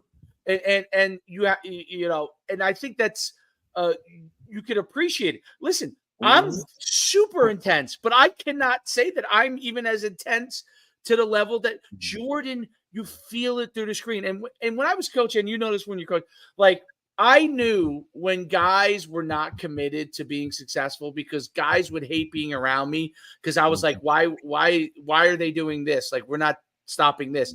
And guys were like, well, we're doing this. We're just, are we fixing it? Like, guys would hate that. I'm telling you, I've coached with, it wasn't until every time I had a lot of success as a coach, it was those guys who rode that out with me and realized we need to do this in order to have success. And then, you know what? At some point, a lot of guys would say, you know what? I'm kind of tired of it. I'm going to move on. And that's okay too. But that's what, in order to succeed, you have to continue to really have a high level of success. You have to be willing to push. Yes. And you know what? It is not really a friendly thing. That's the bottom line. It's not. It's not. There are guys that are better at it, handling it. But you look at Nick Saban. I mean, come on. I mean, look at Belichick. Now there comes a point when it may be too much, and then that's when it maybe goes the other way. Yeah. Then there's a point. There's the highest level. It's like this point you get to. Yeah. It's the make or break point. You have to get to this level to be the absolute greatest, let's say. Right. But if you go over that edge where it's too much, you'll lose. If you're not there where it's not quite enough, you'll lose. You might be good. You might be good, but you're not going to. It has to be the right amount of over-the-top intensity without so much that everybody completely hates you. I think it's kind of honestly, Dave, I think it's bullshit. I think you have to stick with your plan. I think you have to stick with your personality. And you can't change. You got to have other people They have to adapt to you. Yes, exactly. And if they can't, then, hey, you need to ride. You may be a great coach, but you don't fit in here. Because then what happens is, from a coaching standpoint, players start to see that descent, all that rift, because y'all aren't connecting on that page. And it is truly a dictatorship. It's the head coach's way or no way. Then it's the offensive coordinator's way or no way. Correct. That's how it's got to be. That's correct. You may have to, you can be malleable a little bit. For me as an OC with my quarterbacks, in the Arena League, because throw the ball all the time. So I would sit down with them, but I would tell them at the end of the day, I'm making the final call, and they would respect that. But yeah, I feel what you're saying. I mean, but then you have a guy like Andy Reid, who everybody loves, and all he wants is a cheeseburger after the game, and which is awesome. Well, But so there's also a level. So I think there's a balance of there is some guys that are so smart, okay, and I use like Elon Musk, and I would like, and there are some guys that are so. There's Jeff Bezos who worked his ass off, made great moves. Built the company, like probably sold his soul to get all those things right. And then there are geniuses like Elon Musk, who I don't know his methods, okay, but somehow he does things. Now they're both in the same spot, right? Like among the wealthiest guys in the world, wildly successful. They're totally different politically as far as their viewpoints, but you would say they're among the best in business that there is out there. Period. End of story. Right? Yeah. Two totally. One guy gets there because he works his ass off. Yes, 100%. Is probably an absolute genius. Meaning Elon Musk probably could think about things in ways that we could only dream of being that smart. Right. And I look a little bit at Andy Reid like that, in the sense that he, because he was an offensive line. When offensive linemen become OCs and they don't know how to adapt to skill guys, they fail miserably. But when they do, because the offensive line is so complex, okay, and teaching it is a very difficult thing, because I've coached it, and you really have to know what you're doing, and you really have to be willing to work with all these different guys to get them in the same boat. And the O-linemen have different personalities. They're a little effed up, bro. They're also getting no glory, right? So you have to understand that at the end of the day, they're doing all this for other people to get all the hot girls, okay? I'm hooking him up with the hottest girl on the not me. I'm not hooking myself up. I'm hooking him up. So you need the right kind of person. And I think when you get a guy like that who also understands how skilled guys are and can get it, and a guy like Andy Reid could be, unbelievable. And I do think within football, obviously, he's not just innovative, but I wouldn't use the word genius on a football coach, because Elon, to me, like, right. I understand. There's levels of what you're saying here. Obviously, within his sport, in his field, he's a genius. Correct. So, he might have a 150 IQ, but Elon Musk is probably 180 or something. You know what I mean? So Andy Reid in his field is probably considered. But I think a guy like Andy Reid, I'm sure, is meticulous and all those kind of things, but has a way about him, because he is so smart and probably widely considered the smartest guy in the room, that he can have, when he disarms people, it maybe gets everybody to a different level. I think Tom Brady is very smart.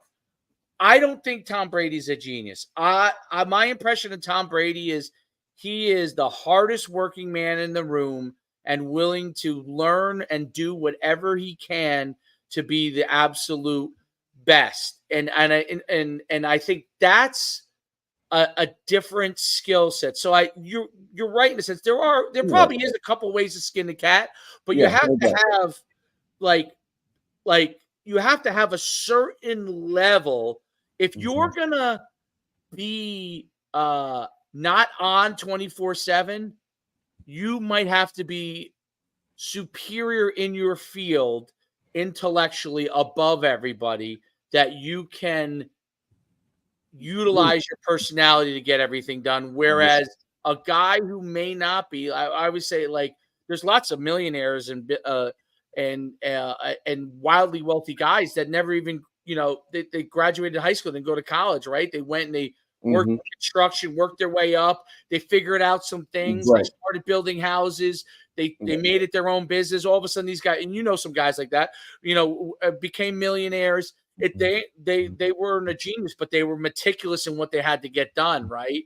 And then you have the guys like the Elon Musks of the world who are like, well, it's just a whole nother level. They're just a whole nother level. And I think Andy Reid may be like that. I don't know him, But in his field, he may be like that. Like Nick Saban to me strikes me as a guy who's obviously very smart, but he knew that he had to work his off for every single thing, and that's how he was going to become the best. Yeah. You know, and not only that, he had to piss on his fire hydrant, like basically every day in order to get to where he had to get that respect. And once he had that respect, he never looked back, and he just said, "Hey, I am doing it this way." Same with Bill Belichick. Like that's why those two same guys, way. Yep. you know what I mean? They get along from that standpoint, in my opinion. I don't know either of them personally, but they work their asses off. They probably work. They probably it's not work that 22 Andy Reid hours a doesn't work day. his ass off. Andy Reid works his ass off, but I think he sees some things that other people don't see within the game. I think he sees that, and that is an advantage. And honestly, on the quarterback side, the guy that mirrors him is the perfect guy because he's also like that. I think Mahomes is probably pretty close to brilliant. Okay. And he sees things that other people don't see. Absolutely. He's the first quarterback that I ever saw. And I actually even taught this. I'm telling you, Dave, I swear to goodness, bro. I taught this when I would teach scramble drills with my quarterbacks. As you start to scramble, take a look over your shoulder to see what's behind you, because these D linemen are rushing around, running the horn. And as you run, you better look behind you, take a quick peek. He's the first quarterback that does it. Now, every quarterback does it. As they start to scramble, they step up, they take a peek back. Now, I don't know if you've noticed that, but it's an ongoing trend now since like 3 years ago, maybe, ever since he started doing it. And I would train these quarterbacks to do that. As you step up, like when I would train them to like, there were certain rush lanes that guys take, right? Right. So I would teach quarterbacks, hey, these are the rush lanes they take. Here's where you need to go. As you get there, if you go laterally, you need to take a peek back and make sure nobody's coming from behind, the strip sack, forced fumble type of thing. And if you need to, you can run backwards and reset, make that guy miss, kind of a deal. And people are like, that's dumb. That's so stupid. Meanwhile, this guy's doing it. And the other thing is this no-look stuff that Mahomes is doing. Man, we used to practice that back in like 2001, 2002, 2003. You know what I mean? Like that, I started teaching that stuff. Like, I'll tell you who taught me. Steve DeBerg taught me that stuff. And we would have different things where I would have to look at him, and depending upon where he pointed, and Steve was paramount. You know who Mahomes' quarterback coach is, right? So it's Jeff Christensen, okay? So the guy used to come and do our Chicago events back in the day. Okay. Yeah, Jeff was great friends with Steve DeBerg. That's who he learned all his stuff from. Yes. If you go back and look at some of my old podcasts, this before, it might have been just when he started working with, but he was a Steve DeBerg disciple. And I love Steve is hands down. And he doesn't do any stuff anymore, right? Or anything? Or no, he is different. I mean, he's getting older, like he can barely move. But I'm telling you, Steve took my game from like here to way up there. And the things with the footwork, the things with the left arm mirroring, like the right arm mirrors the left arm, the things with throwing without truly looking, using your peripheral, trusting it, that kind of stuff. All these different movements and how to do things. Steve, I'll never forget sitting down Steve has a beautiful house down in Tampa on a lake. We would watch film, man, in hours. We would go in his backyard. This dude is such a football junkie, football quarterback junkie. He would have footballs like just laying around like they were leaves falling off the trees in the fall. Like, oh, pick up a football. I'm like, dude, you have like 60 balls laying around. He's like, yeah, don't worry about it. I got more. He's like, I don't care if they get wet. Bro, we'd go out back and we would just all of a sudden, we'd have a beer or two, go out on the lake, come back, and he's like, hey, I bet you I can throw more footballs into the square than you can. And he had this whole thing set up next to his house, and we would go back there and we would just get in this crazy competition. Like, all right, we get 5 here, 5 there, 5 there, 5 there. And we would just say, okay, tomorrow you got to buy lunch if you miss. If I win, right. whatever. But during the same time, as I'm doing it, I didn't realize this, but he's actually coaching me. He's like, Shane, you realize when you throw to your left, you fall this way. I was like, what do you mean? He said, you got to turn that back toe in, heel out, and step at your target instead of swinging that gate open, kind of a deal. Started doing that. Boom. Next thing you know, I hit like 5 out of 5. He's like, damn, I wish I wouldn't have told you that, because now I got to buy lunch tomorrow. You know what I mean? Like, Right. He's just a good dude in that way, man. And that guy really elevated my game. And I swear to goodness, his play action fakes, hands down, the best ever. His showing the ball and extending it and bending at the waist and showing it so that everybody can see it.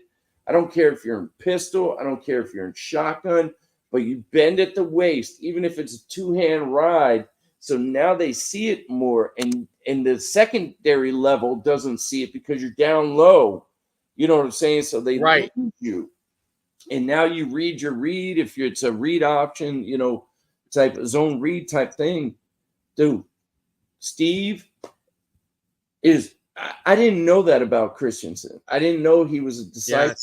That's pretty amazing. And the fact that he's throwing, Mahomes' quarterback. like, teaching all that stuff. He's Dylan Raiola's QB coach. Mahomes is QB. You watch. They do the same things. Absolutely. They do. Well, the thing that I'm saying is, I was about to say is they do everything that Steve taught.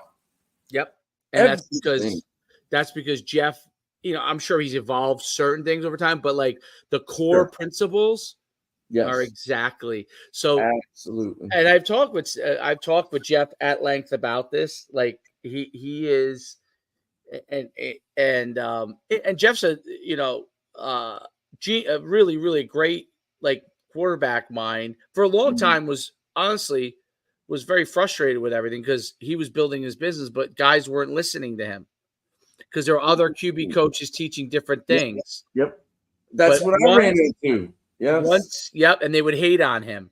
Yep. And then once his enough of them started going through the systems in high school and then college and started having success, people started to realize, wait a minute, he might be right. And then he kept, in all fairness to him, he kept pushing. He would reach out to these pro guys and stuff, and he kept pushing. And eventually, I can't remember who the first guy was to work with, but eventually he worked his way around that Mahomes started working with him. And Mahomes made his huge leap when he started. I don't remember if it was like year 1 to year 2 or 2 to 3. I can't remember what year it was, but he made that huge leap. I remember he told me, he's like, watch what he does.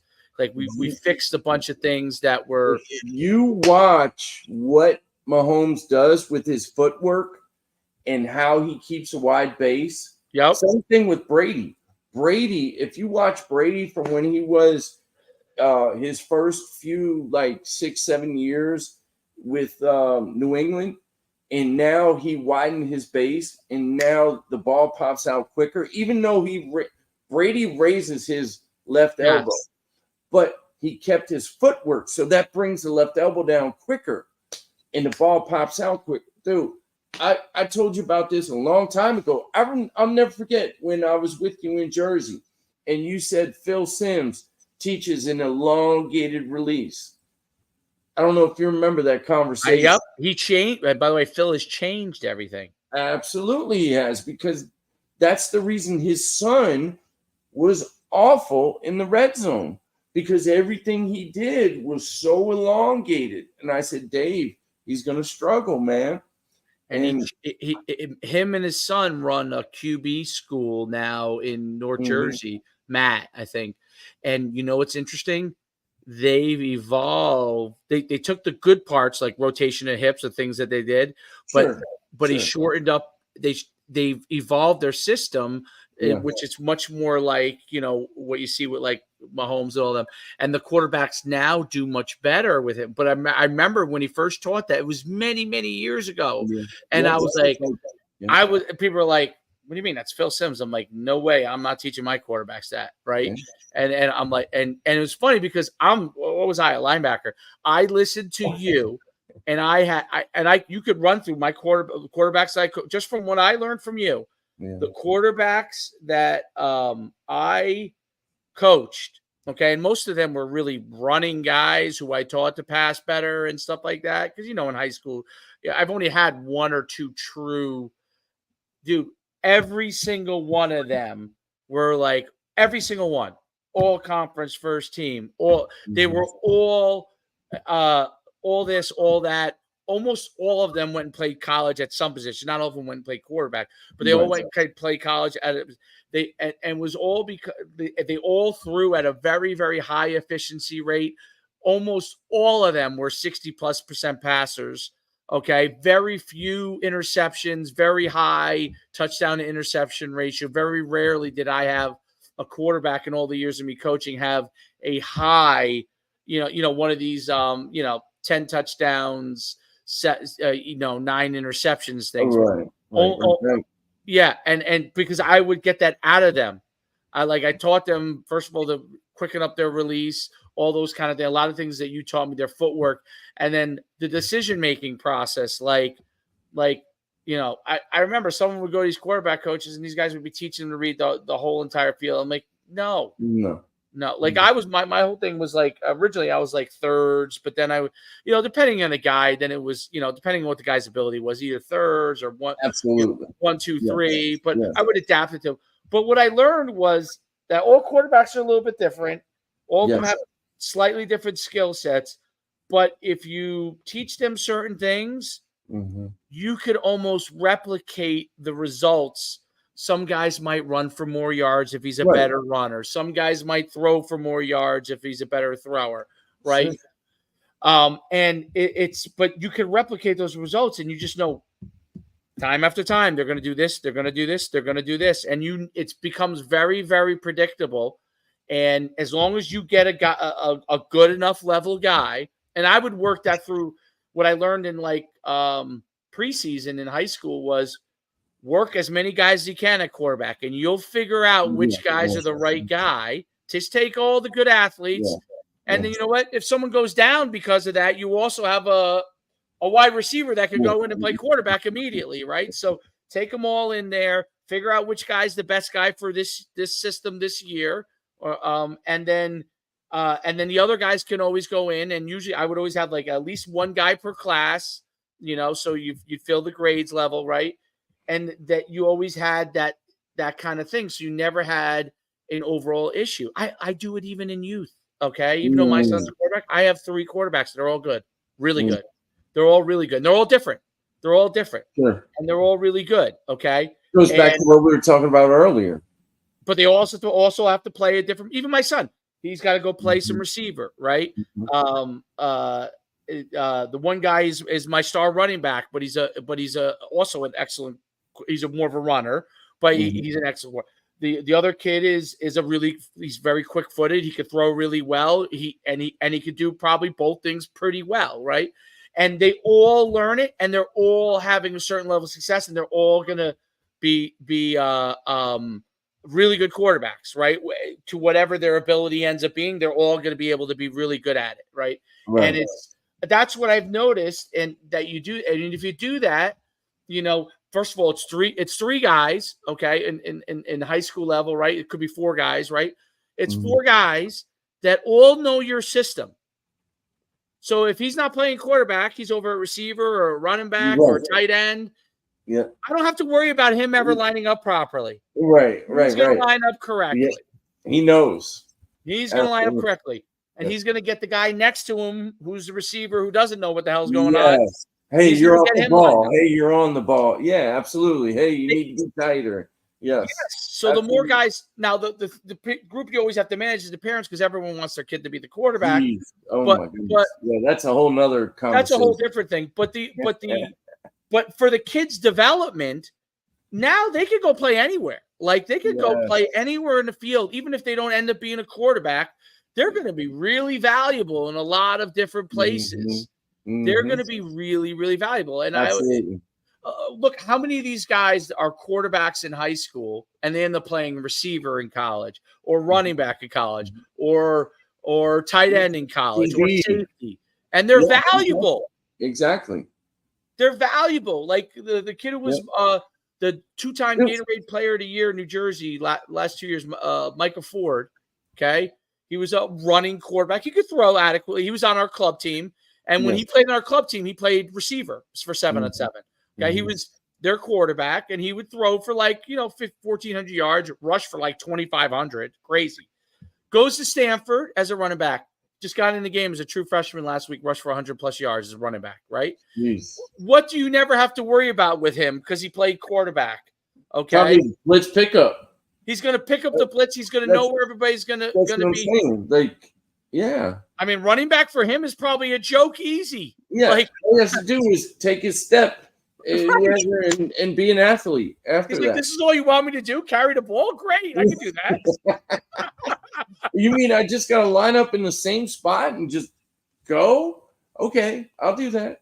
Yeah, I mean, so that's what, and so even if kids don't end up playing quarterback, the more kids that are willing to 100%. Learn it and to be able to swallow their pride and that they may not be playing quarterback all the time, but it's going to help you in everything else you do. And that's kind of, and I learned DJ taught me that one. That was DJ Nymphius. He said, get all your athletes playing quarterback, even if they don't end up playing. 100%.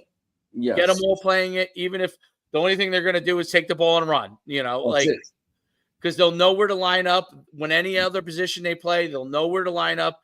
They'll know once they play quarterback, they can immediately play safety and middle linebacker. Yes. I mean, immediately, right? Like they know everything. You're exactly right. They know everything. Like if it doesn't pan out here, they can go over here and do everything they need to do. I mean, running routes, when you're a quarterback and then you go and if you're a receiver and you run routes, that's a joke to me. If you're a good enough athlete, that's got to be a joke because the quarterback wants to do with the ball. Yeah, you already know. You see the defense, you're like, I'm probably getting the ball here. I'm getting the ball. Yeah, you're playing that leverage. Yeah. Okay. My favorite used to be. This is why I do miss coaching high school a little bit. My favorite used to be like when I would line up trips or quads to one side. Yeah. And I would have my receiver away. Yeah. Okay. And I always used to take in high school my best receiver. This is contrary to what most people do. I would take my best guy, tall guy, and put him at the left receiver. Single. They would always have the second best guy playing that corner, right? Because most quarterbacks are right-handed, so they're going to be like, okay, I'm going to put my best corner here. This guy's going to be my second best guy. So I already know my best guy's matched up on their second corner. And I would just line them up and I'd be like, how wide do you want me to go? I'm like, listen, if you can go to the numbers, because we're just going to call a slant. And if that guy if this linebacker who's forced to play in the box because you have trips this way, so he's got to slide in. If he doesn't stand in the alley, we'll just throw slant until the game. Well, the cows come home, no doubt. So absolutely. And then once they move and they slide everything over, now you can actually either run the ball or you throw it to your trips or quad side. Exactly. There's so many things you can do. You dictate. See, that's what I love. That's what I always try to do, Dave, from offense coordinator standpoint, is dictate what the defense does. Don't allow them to dictate what you do. So you're exactly right. Just keep throwing that. And if he plays heavy inside, hey, we'll run by you. We'll throw a slug over. If they want to bring a safety over top, we got other things. That means they're playing too high. Now we can run the ball. You know what I'm saying? Like, there's so many. I used to tell the kids this. I used to say, if you get out there and you in your head, you hear what I always would say in practice, that's stealing. Like Yes. I would say when I see those kind of things, I'm like, we're Yeah. stealing. We're stealing right here. Yeah. Like that's stealing right there because that's not even fair for the Yeah, defense, man. right? So if you get out there and you're like, it's stealing if I run a slant, you know what I mean? Yeah. It's you know I'm calling it because if you're thinking it out there, you know I'm calling because I'm looking there and I'm like, well, okay, that's what. Are you going to play that way? You know, and good. What's great is about football is good high school coaches or good coaches. They're gonna call your card. They're like, I'm gonna put a guy out there. Are you gonna run the ball or go to the trip side then? Like I want to see if you're gonna do it. And if they think they got a great middle linebacker, they're purposely gonna put a guy out there because he's like, you're not gonna throw that slant. I mean, unless you're really you got the balls to, you're not gonna throw that. Let's see if you're going to run power inside at my good middle linebacker. And if my good middle linebacker can't make the play, then I'm going to have to give you the slant. You know what I'm saying? I love that chess match of like, especially when you get against a good coach on the defensive side. You're like, oh, this guy's good. Like this guy, he's adapting right. That does make it fun. Hey, shoot, I don't mean to cut us off, but I do have to get going. I got to be in about an hour, but I got to get ready to roll, man. Great college football Friendzy. Friendzy, brother. Until next week. I love it. Until next week.